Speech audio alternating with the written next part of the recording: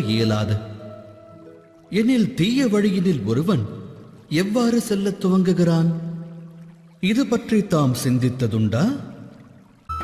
பிள்ளைகளை ஈன்ற பெற்றோர் தொடர்ந்து கூறும் வார்த்தைகளே அப்பிள்ளைகளின் இதயத்தில் நிரந்தரமாக பதிந்து விடுகின்றன. அதாவது, ஒரு குடம் பாலில் ஒரு துளி விஷத்தை கலந்தாலும் குடம்பாலும் விஷமாகி விடுவதற்கு இணையாகும் இது.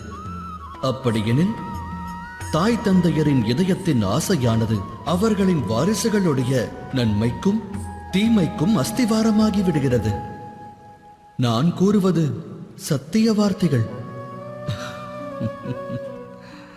இருப்பினும் வாரிசுடைய நடவடிக்கையில் தவறானது தென்படுகையில் பெற்றவர்கள் இருவரும் துயரத்தால் துடிதுடித்து விடுகின்றனர்.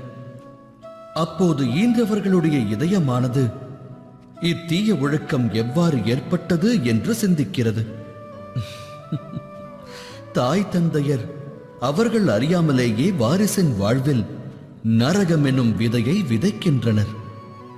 வாரிசுகளுடைய இதயம் எனும் பூமியில் நரகம் எனும் விருட்சமும் வளரத் துவங்குகிறது.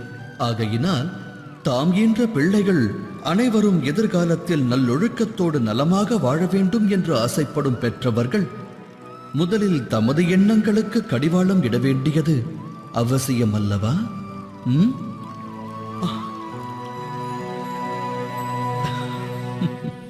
ஒவ்வொரு தாய் தந்தையரும் இது பற்றி சிந்திப்பது அவசியமாகிறது.